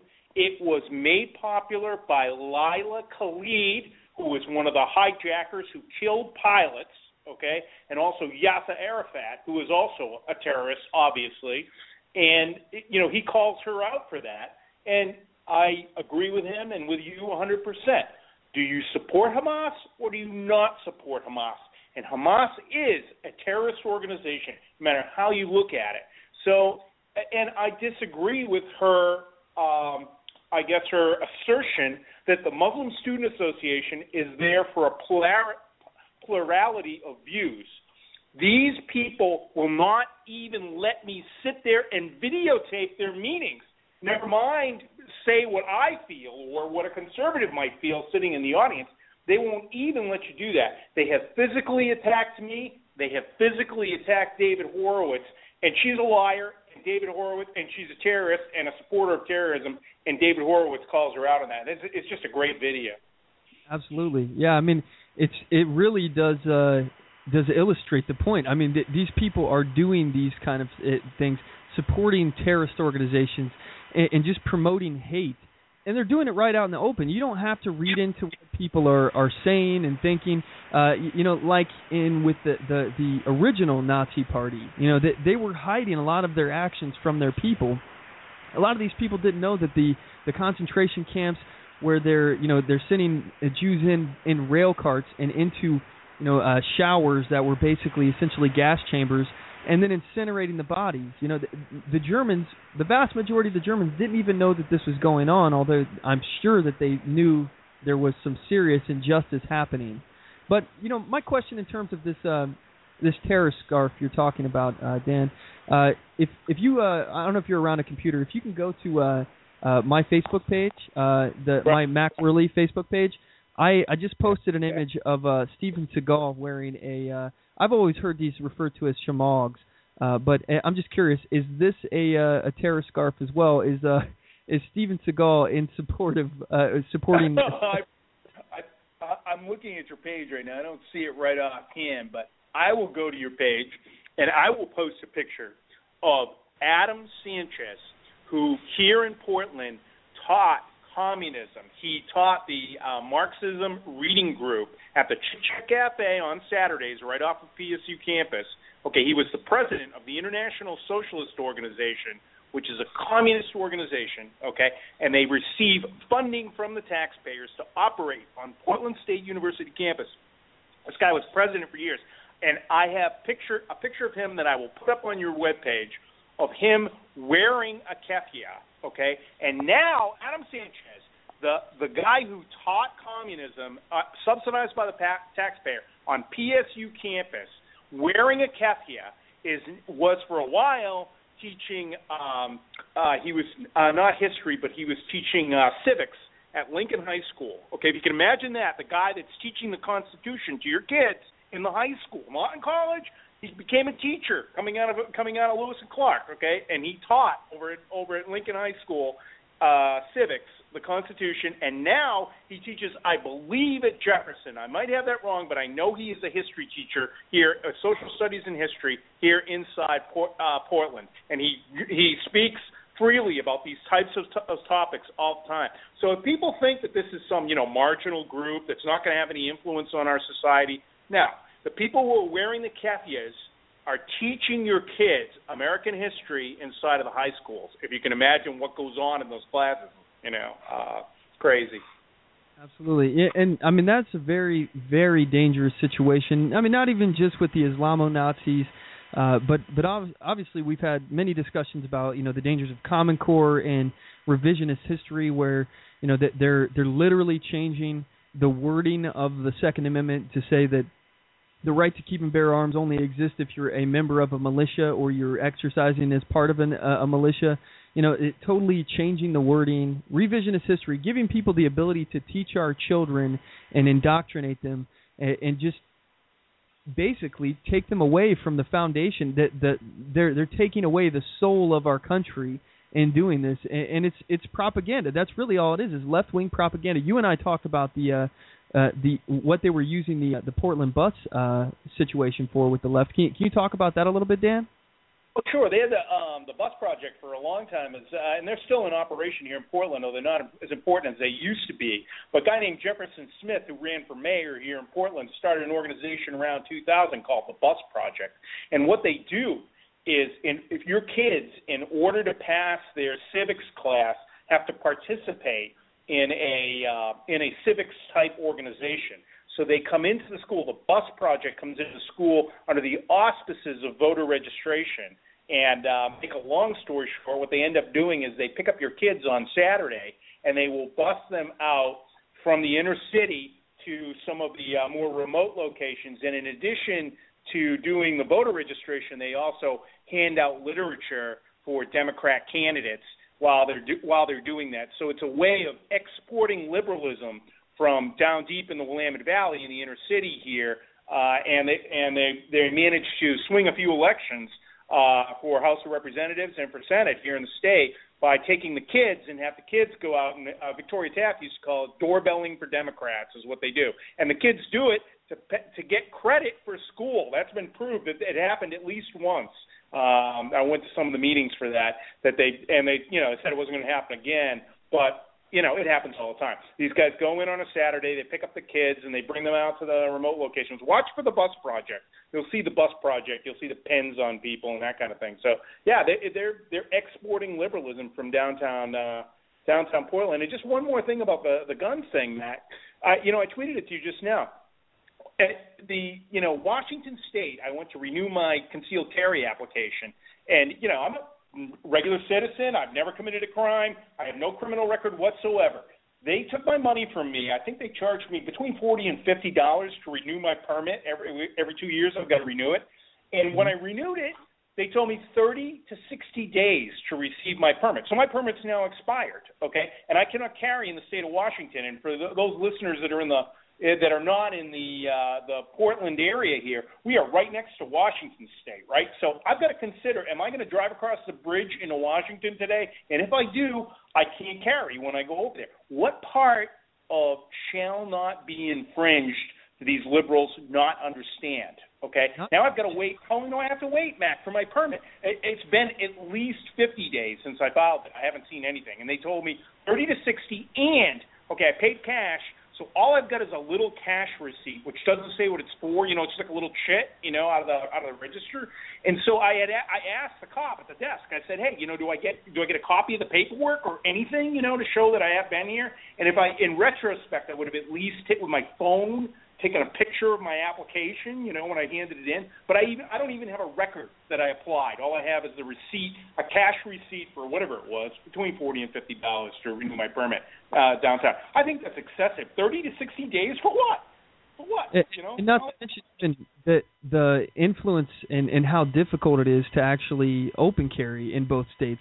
In Washington, it's illegal to open carry in your car without a concealed carry permit, unless the ammo is separate. So you basically have to have the ammo laying on the seat next to you, out of your gun, or somewhere else. I mean, you can literally just have it sitting on your lap, but you can't have your firearm with ammunition in it. So, and then there's areas in Portland, as you well know, that like Multnomah County, for example, in Portland, the city of Portland, where you can't even open carry without a concealed carry permit. So right. They make it impossible for you to abide the law and actually be able to carry in this situation. They're extending out this process, making it as long and difficult as possible, while simultaneously making it impossible for you to open carry at the same time. Yeah, people say, hey, why won't you talk to the police? In a lot of situations where and I really respect the cops in a lot of situations and stuff like that, but why won't you say anything to the police? Why won't you talk to the police? And this is precisely the reason why you're saying, Mac, is why I won't do it. I'll assert my fifth every time. And the reason why is because there are so many laws, and the morass of complicated laws that have been instituted by the left, by the statists, and you can't say something without telling a cop that you're breaking a law. The code is so complex that no one person can understand it. And so you say nothing. Basically, a cop comes and asks you a question about a crime that may or may not have occurred. It's like, I'm sorry, I'm not going to give you any information because I'm not going to self-incriminate myself because you might decide that I looked at you the wrong way, okay, and decide to process some crime that I'm unaware of, okay, that I've committed today.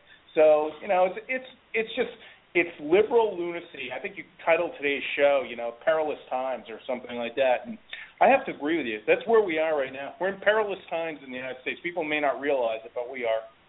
Absolutely. Yeah, and it's getting worse and worse. It seems like every year. I keep thinking that, oh well, it can't get any worse. It's gonna be a rubber band, effect where, we're getting further and further away, and then eventually, as Robin Kerner once said, we'll snap back to liberty. That's what I keep thinking. But every year it just keeps getting worse and worse, and it's because we're piling on trends. We're thinking that it's okay because the last guy did it, or it's happened before, so it can happen again, and we can expand on it. This is where we are now, and it just keeps getting worse. I keep thinking every year it can't possibly get any worse than this, and it just continues to move down the line towards tyranny. It's hard to see hope here in Oregon, across the bridge from you. We've got two chances at making an assault against liberalism in the November election. You've got Monica Webby, who's running against our incumbent senatorial candidate.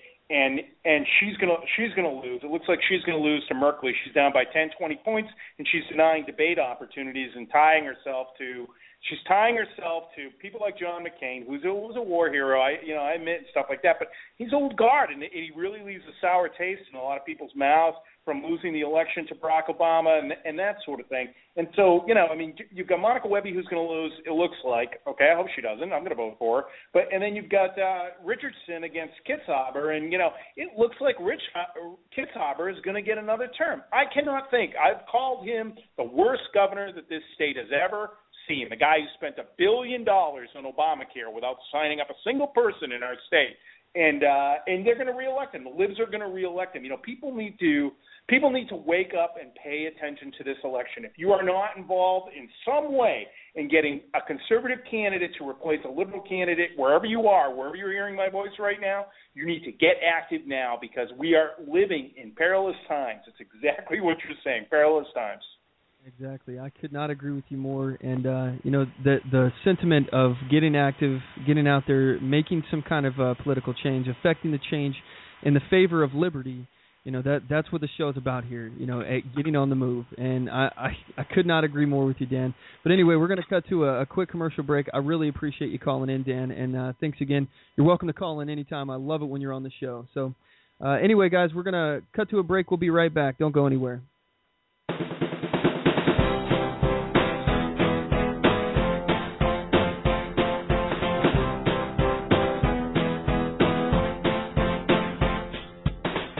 Support On the Move. Help us make this podcast bigger and better. You can do this by going to our store and purchasing one of our hundreds of products. All designs are original and made for patriots like you. Just go to cafepress.com/onthemoveshow. We appreciate your support.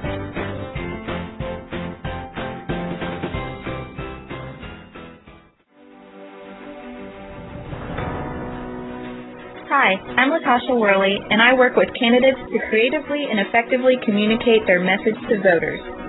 I offer professional graphic design services, from yard signs to flyers, from logos to vehicle magnets.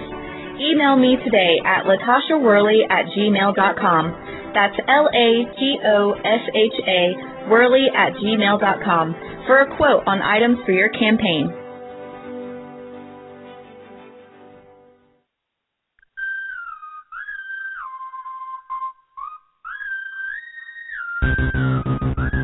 Broadcasting from deep within occupied territory on the far left coast, you're listening to On the Move with Mac Worley III. Stand up, speak out, and get on the move. And now your host, Mac Worley III. And we're back. Okay, so we've been talking about the spread of the Islamo-Nazi movement, the danger of the times that we live. We're facing both the tendency of our government to grow bigger and assault rights, and we have a potential of a one-party system here in this country in the very, very near future. Very perilous times indeed. But also, we are facing the spread of the Islamo-Nazi movement, and it's here at home. I played you the video. I talked to you about what's happening at college campuses here. But now also, and this is recent news, and somehow, for some reason, this isn't on every news channel around the country. It has to be discussed. FBI officials, according to FoxNews.com, this article was published on the 27th of 2014. I'm trying to find out who wrote it. Let's see here. I can't give credit because it's not somewhere here on the article I can find. But anyway, hat tip Fox News. FBI officials are investigating a beheading at an Oklahoma food distribution center after co-workers said the suspect tried to convert them to Islam after his own recent conversion, meaning this person was not Islamic to begin with. The suspect, Alton Noel, 30, was recently fired from Vaughn Foods in Moore prior to Thursday's attack. Moore police said Sergeant Jeremy Lewis told KFOR that Noel drove to the front of the business and struck a vehicle before walking inside. He then attacked Colleen Hufford, age 54, stabbing her several times before severing her head. He also stabbed another woman, 43-year-old Tracy Johnson, at the plant. Lewis said Mark Vaughn, company's chief operating officer and a Reserve County deputy, shot Nolan as he was stabbing Johnson, who remains hospitalized in stable condition Friday. He's a hero in the situation, Lewis told the station. It could have gotten a lot worse. So let me just point out the fact that two important subjects are in this news story right now. Number one, the spread of Islamo-Nazism here in America, attempting to convert more people, and then seems like out of frustration for both not being able to convert people, but also for being fired, comes in, starts beheading people and stabbing people. And then also very important to note that he was stopped by an armed citizen. Yes, this person was a Reserve County Sheriff deputy, but he was shot with a firearm in the defense of another person's life. Another armed citizen, be it a county deputy or not, just a regular old citizen, could have shot Nolan and done this act of heroism. So, I just want to play something here because this kind of I'm not going to have a whole lot of time to do this, but I want to say something about Eric Holder. We've all seen that Eric Holder's been in the news recently. He recently stepped down from the position of Attorney General, and a lot of people are super excited about him not being Attorney General anymore. And I'm happy with that because of things like this. This is what he said about firearms. Here it is. I've also asked the school board to make a part of every day some kind of anti-violence, anti-gun message. Every day, every school, at every level. One thing that I think is clear with young people and with adults as well is that we just have to be repetitive about this. It's not enough to simply have a catchy ad on a Monday and then only do it every Monday. We need to do this every day of the week and just really brainwash people into thinking about guns in a vastly different way. This man was our Attorney General, involved in numerous scandals and situations that we should all be very concerned about and happy that he's no longer in the government. And he's also saying that we need to brainwash people into thinking about guns in a vastly different way.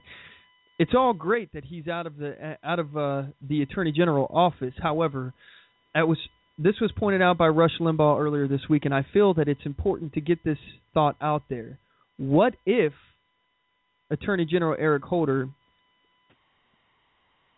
what if he left the office because he knew that there could possibly, maybe he was given heads up from the Obama administration that possibly there would be an opening on the Supreme Court, and we have gotten rid of the ability of the filibuster in the Senate to prevent this kind of stuff from happening, so they can just push him through if he wants. If this happens, we are in a world of hurt, and I think it's something that we all need to pay very close attention to, and we need to be aware of how dangerous this man is to our republic. Anyway, at this point, I want to thank each and every one of you for listening to today's show. Thank you, MacPack. I appreciate your guys' involvement in getting active, getting on the move every week, tuning in week after week. Also, I want to thank Dan Sandini for giving us a call. That was really awesome. I appreciate it, Dan. And we appreciate all of your all's continued support. So don't forget to tune in next week. You can check our website out, onthemoveshow.com. Subscribe to us here at blogtalkradio.com/onthemoveshow. Like us on Facebook, facebook.com/onthemoveshow. Subscribe to our YouTube, youtube.com/onthemoveshow. And follow us on Twitter, twitter.com/onthemoveshow. And as always, know your rights, assert your rights, and get on the move.